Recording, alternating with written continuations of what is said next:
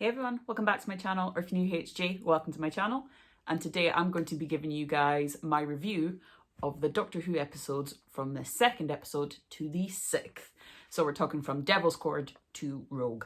And I know it's been a while since I've uploaded a proper video, but if you've been keeping up on my community tab, it is because I have been doing a show of Mice and Men and rehearsals, and then the shows have been getting in the way, so I have been just posting shorts, which have massively helped, because as I'm filming this right now, I'm at 1.9k. I am less than 100 away from 2,000 subscribers, and YouTube Shorts has honestly been the best for that. But I'm getting distracted. It's just because I'm too excited, and I just want to say thank you guys so much. Now, let's get into the video. But also, you will notice I have a different couch.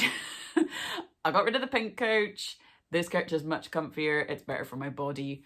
Especially when I'm having a flare and all I can do is lie down on the couch. And another update for that, I also have got myself a walking stick from when the days are absolutely terrible. But I also find if I'm standing for long periods, I need to sit down and I'm sore. But if I stand using the stick, I'm much better having something to lean on. I'm not saying it's cured me, but it is 100% better for me to have something to stand and lean on rather than thinking I need to sit down and I have to lean against like a thing like that and go... I'm being dramatic. Doctor Who.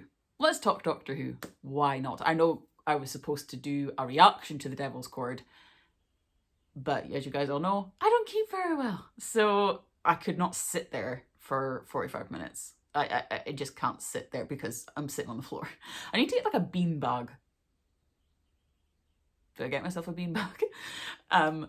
So Devil's Chord. I have to say this one is probably down the bottom for me from the episodes I've watched so far. It's not been my favourite, but it wasn't as musical as I thought. Like, I think whenever I found out it was supposed to be like a musical episode, I think they've thought more musical numbers, which there was only like one at the end. It's more based around music and how Jinx Monsoon's character, who's related to the Giggle, who's related to Neil Patrick Harris's character from the anniversary specials, just steals music. Music belongs to them. They have the right for music, and how the Beatles and Cilla Black and all the people of that time were just writing rubbish songs because they didn't have the inspiration. The inspiration was taken from them.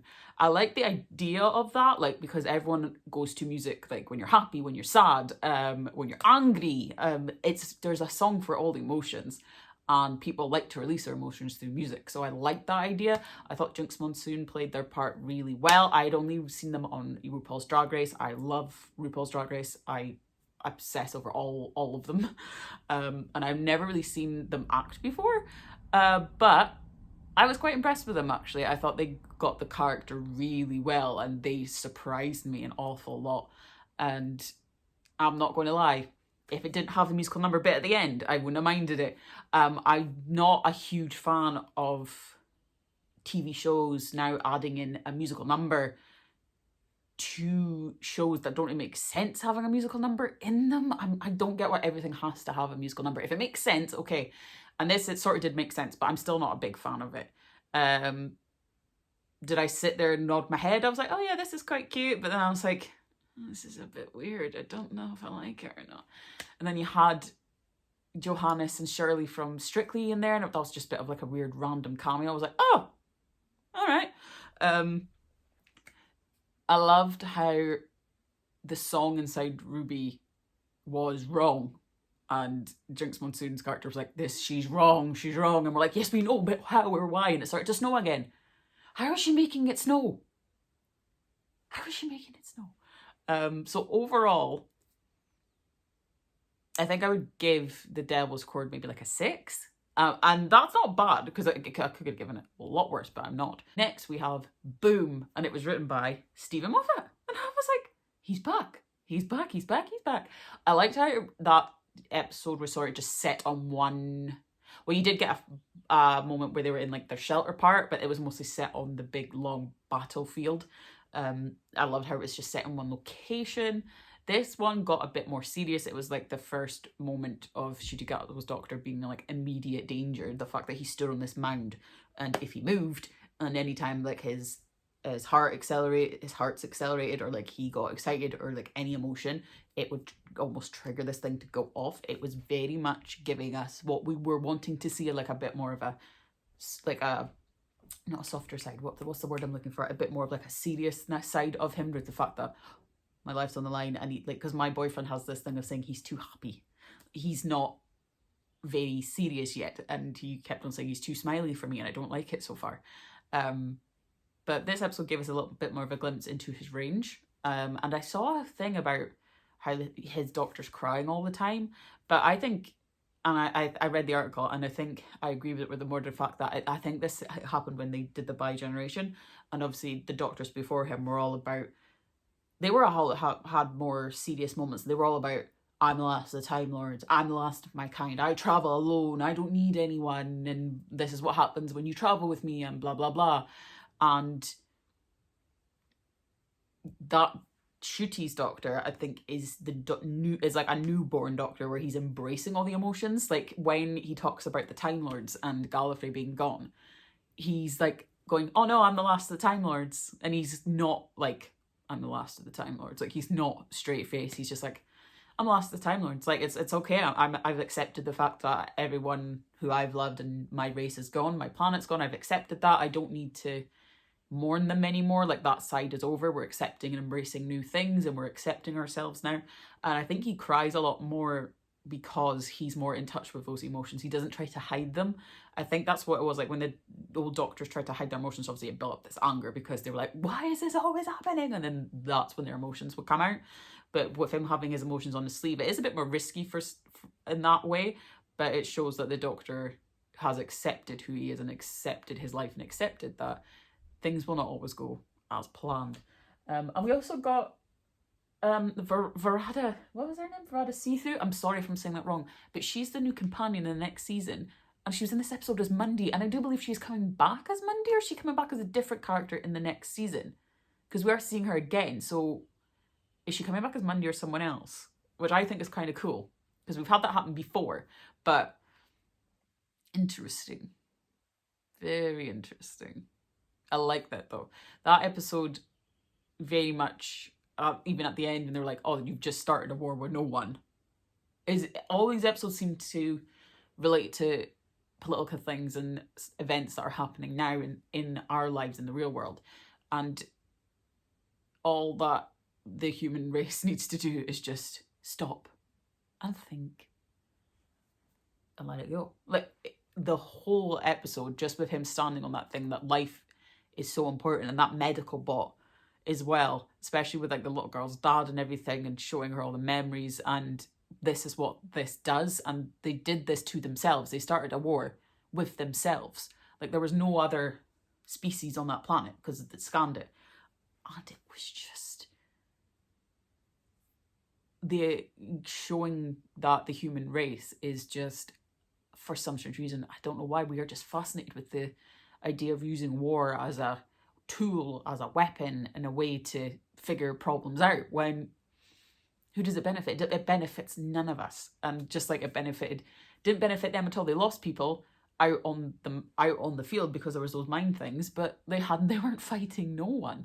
And at the end it just came to like a concluded peace, and it was beautiful. It was just like, see, if you just stop and look and actually think, you don't need to do this. So I'd probably give Boom probably a 7.5 out of 10. I mean, it is Stephen Moffat. I honestly think Stephen Moffat, when he wrote Blink, that was his moment. Let me know your favourite Stephen Moffat episode in the comments. Is it Blink or is it something else? Let me know. Okay, 73 Yards. I love 73 Yards. It had a horror psychological thriller element, which I love. I love a good horror, as you can tell, because I'm wearing a Nightmare on Elm Street t-shirt, and I love a good psychological thriller. And the fact that we had a companion episode, I love it when they do these where the doctor's not there for the majority of the episode and you just get the companion. And the thing I love about this as well is this is the very first episode they filmed of this series, because Shooty was still shooting, that sounds weird, Shooty was still filming his scenes for the last season of Sex Education, so he wasn't available. So they were like, we'll write him in, but this just needs to be Millie as Ruby on her own. And Millie was just discovering Ruby as much because she'd got the role and she hadn't really filmed anything else. This was the first episode where we had to dive into who Ruby is without the Doctor automatically straight away, which is great because we do know it from the Christmas episode, but this was more of like a look inside herself sort of thing. And I love it when they do these episodes. I think she held her own really, really, really well. The whole thing was just like a whole little mini psychological horror thriller in like 45 minutes. I absolutely loved it. The tone of it, she held her own as a leading companion, like really well done. I think she delved and found who Ruby was like so quickly. The thing me and my friend Thomas, I said I'd give you a shout out, Thomas. There you are. Me and my friend Thomas have been discussing this, and I think the whole ending and the whole thing of when you find out that it is Ruby, which I kind of guessed maybe 20 minutes before the end, I thought, that's Ruby. That's Ruby. Like, that is old Ruby who she can't get close to. It's Ruby who she has to stay 73 yards away from. It's Ruby. The whole idea of how is that even possible and how is she there? And the ending didn't really make sense because all of a sudden it was just like she stopped the Doctor from tripping on the fairy circle, which caused the whole thing to happen in the first place because you're not supposed to step on a fairy circle. And then she stopped him and then she's gone. And then that would negate everything that Ruby just went through to get to that point, to fix that. So the ending we've said was confusing, and we both have agreed that maybe it's just for the audience to obviously give your own interpretation, like how things end, and they let the audience decide. They go, oh, you can decide what happened, the ending, like where did they go, what are they doing, blah blah blah. I have a feeling that it was like a little time loop, and I think it kept on going through it again and again and again and again until Ruby got it right. I think they got stuck there by an accident by the TARDIS, and every time the Doctor tripped on the fairy circle, obviously he left and he was gone, and Ruby had to go through the whole cycle again and again and again, and it took her different times to get a little bit right, but it wasn't enough and she couldn't do it. And then when that guy became Prime Minister each time and decided to basically blow up with everything, she had to go back to the start. That's what I think's happened. And each time she's changed a little bit and she's figuring it out each time as she goes. That's why when she's whispering to people, I think she's telling them to act scared, or she's telling them that she's done this and she's done that and she's seen this and that, and that's why they're running away. And the Ruby that landed that time, our Ruby, I'll call her our Ruby, had felt everything out. Obviously she doesn't remember, but something in her head's gone, I know what to do. I know what to do. I need to wait. The girl who waited. So I think that is what happened. I'm not entirely sure. All of you can disagree with me, but in the comments if you want, or we can just have a nice discussion about what you think 73 yards, the ending, and how it was Ruby and how they knew what to do and blah, blah, blah. I also did not expect to see Kate led with Stuart. Like, I do love her. I honestly think she's a really good character, and I love it when unit turn up because it just means, ooh, something good's coming. I loved it. Yeah, I would probably give that like an 8.5. I think it was up there with my favourite episode of the series so far. Okay, next one was Dot and Bubble. Now, that was very much written in the media as a Black Mirror type thing. Now, I've never seen Black Mirror. I've seen glimpses of it. I've seen clips. People have talked about it with me, and everyone was saying it's sort of like a Black Mirror for kids and blah, blah, blah. Again, using the idea of technology, like in the future, is that what is going to happen? We're going to have a little dot and it will produce a bubble around our heads, and we no longer have to have our phones to our faces. Using technology again as a foreground for it could happen. This could happen to you, something bad, something good, depending on how you use it. And the idea of it being, oh, mummy paid for it, like they all are the rich kids and they all look down on people and they all have certain standards, and it's like, if you don't have social media, you don't use this, and it's like the whole idea of a generation being glued to social media as we are. Like, I didn't have social media growing up. I think when I was growing up, like MSN, Bebo I think was one, and then Facebook came about. I didn't use Facebook when it first turned up though. I only had to start using Facebook because everyone in my classes when we were in groups were like, oh, we'll put it in the Facebook group, and I'm like, I'm not on Facebook.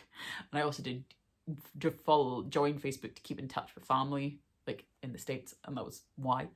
And the idea of social media becoming your whole life, like eclipsing you in a bubble of social media, is just because that is all that. Well, it's not all that we are now, because obviously we can turn our phones off and not put everything on social media. We can choose to have days where it's like, I'm taking a week off, I'm not posting, I'm just going to glance once and put the phone down, I'm going to turn my notifications off, just going to detox. We can do that. It's just we all feel compelled the need to share everything on social media, because that is what this is becoming, and that is exactly how the episode is. The slugs, they were very weird, and I was like, where are they coming from? What are they doing? And then it's like, oh, the dot made them. I think, is it because the dot is getting sick of all the posts and all the kids acting the way they are? I don't know. I don't know. I think I might have missed it, but I don't think it was explained properly as to why the slugs and the dots made the slugs. The idea of them eating in alphabetical order, I did not get. That was very, very clever, eating them all in alphabetical order. Very clever. Lindy Pepper Bean, I know this is probably how it was supposed to be played, because you're not supposed to end up liking her. I did not like her at all. Like, not even accepting help from Millie and the doctor and being like, you're not on my friends list, and like fluming in, and I was like, and I get that, safety first, like stranger danger. But when he's offering you help and you're saying, I hate you, and I was like, he's trying to help you. There's bugs out there trying to eat people, and he is trying to help you. First when is it Ricky something? Was it Ricky Stevens his name was? And like when she first met him in real life, I thought, is he something to do with it? He had that look about him, but obviously he wasn't. And when she told that dot that he changed his name and his real name began with this and it came before Pepper Bean, I went, you bad word. I was screaming at my TV. And when it came to the doctor offering them, like, oh, I've got a ship, I can help you, you're not going to survive out there, you need to come with me. And then them basically looking at him and basically making it a racist thing. It was horrible. But again, that still happens in the world today. We still have racism, homophobia, transphobia, and it's horrible. It's nasty, and it should not be happening. But sadly, here we are. And that moment, and the doctor getting so angry and frustrated, is because he's tried to help them, but they've been trapped in a world for so long where it's like, we'll do what we want. We've got more followers than you. We're this way and you're like that, and you just couldn't change their mind. And they just sailed off. I was just like, that ending was just so horrible. It was just so horrible. So I think I'm gonna give Dot and Bubble maybe like a 5.5, a 6, just because. Can someone explain to me in the comments about the slugs and why the bugs made them? Because I might have missed it, but to me it was just a bit. I don't know. It wasn't like an episode where I'm like, oh, I want to watch that again, or I really need to watch that again. Yeah, it wasn't my favorite out of the season. Now we move on to the latest episode, Rogue, and when she kept saying, oh, this is very Bridgerton, this is very Bridgerton, I think I'm the old. Let me know, but am I the only person on this planet who's never seen Bridgerton? Like, I have not seen one episode of Bridgerton. I haven't. It's just, I don't mind a period drama and I don't mind a period movie. They're just not the first thing I gravitate to, and they're not the first thing I pick. But I love the whole style of it. I love the orchestration of Bad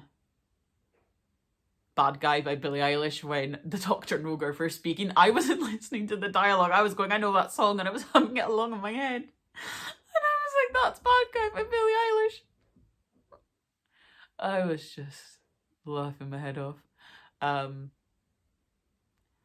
The aliens were really cool. Like, the idea of taking the mickey out of us the cosplayers. Like, I don't cosplay. I do like to like make outfits based around characters sometimes, but like being like, well, cosplay forever across, and then using it to gain advantages in like the political sense of like actually draining someone, cosplaying as them, and then their idea of going for like the royal family and being like, we can rule the world, and that was pretty cool. I like that idea. Jonathan Groff as Rogue, like, the chemistry between him and Ncuti was just absolutely brilliant. I don't think he could have gotten better chemistry. Obviously, everyone was saying he's very Jack Harkness. Like when he found out he's a bounty hunter, I thought maybe not, because but what do we know what Jack did before the Time Agency? Because all we seem to know is the Time Agency. We know he's going to be the face of Bo. We know he's had a life before Captain Jack Harkness, like before John Barman. Everyone's thinking Rogue is Captain Jack. Could he be? Do you guys think he could be Captain Jack? He has not the arrogance of the Time Agent. He's not got the arrogance, but well, Captain Jack is a wee bit arrogant, a wee bit. But I do like his character. I think it was very funny, them like one-upping each other, like, oh, the shed. He's like, a shed? And then the ship comes up and he's like, Like, I love those little nuances. They're so cute. I really hope he finds them. I really hope he comes back, because as much as, like, obviously when they said if you stuck on that transporter that it's like, oh, you're like, bye-bye, like you're gone. He clearly was like, said, oh, find me. And so we can't be gone, surely. I don't know. I want those earrings that Ruby was wearing when she was like, no, what does that actually mean? She's like, what do you do? It's like earrings. And she was like, battle mode. What girl does not want that? Like, if you're in danger, battle mode. Like, who doesn't want that? It's so cool. And obviously I'm going to have, well, I don't have to mention it, but I'm going to mention it. Everyone keeps on saying how it was the first gay kiss on Doctor Who. It's like, are we forgetting that Captain Jack kissed the Ninth Doctor and the Ninth Doctor didn't have anything negative to say? He just was like, kissed him, and the Ninth Doctor was like, like that. It's like, are we forgetting that? I just love that. I love all the representations that they do for every walk of life on this show. It is great to see, like, everyone included. Like, that's what I love about Doctor Who. Everyone's included. No one is discriminated. Everyone's given a chance, and it's so cool. No matter, like, if you're he, they, them, she, her, like anyone, it's great to see everyone represented. And I'm going to give Rogue like an 8.5. So that was it, guys. That was my quick little review for episodes 2 to 6 of the new series of Doctor Who. So as I was saying, I think my favourites are 73 Yards and Rogue, and then it's Boom, then the Devil's Chord, and then Dawn Bubble. I hate having to put things in order, but it's just going from the ones I would watch again to the ones that I'm not in a rush to go back and watch. Obviously, we have the first part of the 2-part finale coming on, is it Friday or Saturday? I'm busy those days. I'm busy on the Saturday and I'm busy on the Sunday. Sunday is Father's Day here in the UK, so I will be spending the majority of the day with my family. So I will probably record and edit my reaction to the first part on Monday and try and get it up either Monday or Tuesday. And hopefully it will be on my new camera, which I need to set up. I did have a camera. It had chargeable batteries. I could not find a charger to fit the batteries. It was a nightmare. So I put it back. I bought a new one. Hopefully it works, because I want to take it with London to me next month as well to vlog on. So fingers crossed that this works, and this will be the last video on my phone, which would be cool. I hope you guys enjoyed this video. Let me know your favourite episode from the season so far in the comments down below, and who do you think Ruby Sunday is? What will we find out in the season finale? Let me know. Remember to like, subscribe, turn on your notifications so you know when I post the next video, and thank you guys again so much for nearly 2,000 subscribers. This has just been amazing, and I want to thank you all so much.